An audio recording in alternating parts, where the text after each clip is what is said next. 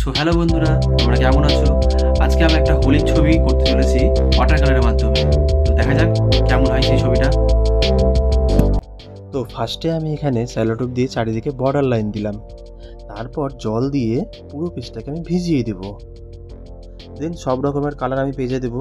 ফার্স্টে আমি lemon yellow কালারটাই নিলাম, যেহেতু দেখতে খুব সুন্দর লাগে লেমন ইয়েলো কালারটা, আর মানে কালারের ব্রাইটনেসটা প্রচণ্ড।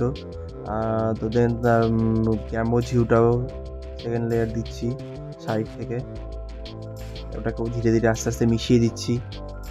এরপর আমি রং ব্যবহার করতে যাচ্ছি স্কারলেট কালারটা এই কোণা থেকে দিচ্ছি। তো প্রথমে একটু লাইট হয়ে গেছিলো, তারপর যাই হোক একটু বেশি করে দিলাম, কেননা লাইট হলে গেলে ভালো লাগবে না। ব্রাইটনেস আর তার সাথে ডার্কনেসও দুটোই দরকার একসাথে। এবার ভিডিয়ান হিউ যেটা গ্রিনের কাজ করে, তো সেই কালারটা এবার এই কোণা থেকে দিয়ে দিলাম। তো তার সাথে একটু লেমন ইয়েলোও দিয়ে দিলাম, কালারটা একটু লাইট গ্রিন অটোমেটিক তৈরি হয়ে গেল। এবার ওটাকেই আস্তে আস্তে মিক্সিং করে পেজটা কভার করলাম। এখানে কিন্তু আমি আমার ইচ্ছে মতো রঙ ইউজ করছি, হ্যাঁ, কোনো নির্দিষ্ট নিয়মকানুন মেনে রঙ দেওয়ার কোনো ব্যাপার নেই। এখানে আমি আমার পছন্দ মতো রঙ ব্যবহার করছি। তো তোমরাও তোমাদের পছন্দ মতো রঙ ব্যবহার করতে পারো যেটা বাড়িতে অ্যাপ্লাই করলে। আমি এখানে কিন্তু আর্টিস্ট ওয়াটার কালার ইউজ করছি ক্যামেলের। তো যাই হোক, কালারটা যথেষ্ট ব্রাইটনেসই আছে। আর শুকানোর পরে যদি বা একটু হালকা হয়ে যায়, এখান থেকে আমি ক্রিমশনটা দিলাম, সেটাকে একটু জল দিয়ে মিশিয়ে দেবো উপরে নিচে। দেন আমি এখানে তুলিটাকে ধুয়ে নিয়ে স্কারলেট কালারটা নিয়ে একটু চারিদিকে ছড়িয়ে দিলাম, একটু অন্যরকম ডট ডট ডট ডট পড়ে গেল, এবং সেটাকে শুকানোর পরে দেখো এইরকম লাগছে দেখতে। তো আমি প্রথমে বলেছিলাম একটু শুকানোর পরে একটু লাইট লাগে। এইবারে মেন ক্যারেক্টারের পালা। যেহেতু আমরা প্রথমে সাবজেক্ট বলেছিলাম যে হোলির ওপর ছবিটা আঁকা হচ্ছে, তো এখানে আমি একটা মেয়ের ছবি এঁকেছি পেন্সিল দিয়ে হালকা করে। তো এই মেয়েটাকে কালো রং দিয়ে পুরো ফিল করে দেবো, হ্যাঁ, কোনো আলাদা কোনো কালারিং এক্সট্রা করে করবো না, কারণ এখানে ব্ল্যাকটা প্রচণ্ড হাইলাইট হবে এই কালারের উপরে।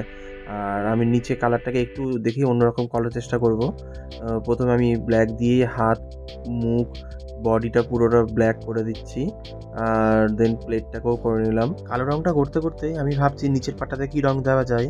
ইতিমধ্যেই আমার মাথাতে আসলো যে স্কারলেট কালারটাকে ব্যবহার করা যেতে পারে। স্কারলেট কালারটাই এবার নিচের গ্রাউন্ডটাতে আমি দিয়ে দিলাম।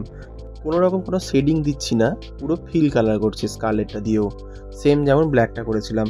সম্পূর্ণ জায়গাটা স্কারলেট দিয়ে ভরে দেওয়ার পরে ধীরে ধীরে রঙটাকে একটু ঠিকঠাক করে অ্যাডজাস্ট করে নেওয়ার পরে এবার আবিরটাকে কালার করা পালা।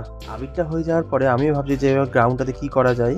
দেন মনে পড়লো যে একটু গ্যাম্বো ঝিউ দিয়ে একটু ডিজাইন করে দিই। এখানে যেহেতু গ্রাউন্ডের নিচের পার্টটা ঢেউ খেলানো আছে, তাই জন্য আমি ইয়েলো কালারটাকেও একটু ঢেউ খেলিয়েই দিচ্ছি, তাহলে ঠিক ম্যাচিং হবে জিনিসটা।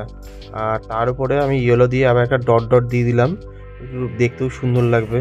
আর উপরের দিকেও কয়েকটা দাগ দিয়ে দেবো। প্যালেট থেকে তারপরে ক্রিমসন কালারটা নিয়ে হ্যাপি হোলি আমি আমার নর্মাল ফ্রি হ্যান্ডে রেখে দিলাম। আমি এখানে ক্রিমসন কালারটা ইউজ করলাম। তো যেহেতু ইয়েলো ব্যাকগ্রাউন্ড আছে, এখানে সব কালারই ফুটতো, যেমন টুশন ব্লু, কোবাল ব্লু। আর শেষ মুহূর্তে ফিনিশিং টাচে আমি স্প্রে করে দিলাম একটু। দেন সেলোটেপটা খোলার পালা। টেপটা উঠানো কিন্তু খুব সাবধানের কাজ, একটু এদিক ওদিক হয়ে গেলে ছবি ছিঁড়ে যেতে পারে। সো ফাইনালি আমাদের ছবিটা কমপ্লিট। কেমন হয়েছে বন্ধুরা ছবিটা? ভালো লাগলে অবশ্যই চ্যানেলটিকে সাবস্ক্রাইব করো, আর ফেসবুকে থাকলে আমাদের চ্যানেলটিকে ফলো করো। দেখা হচ্ছে পরের ভিডিওতে।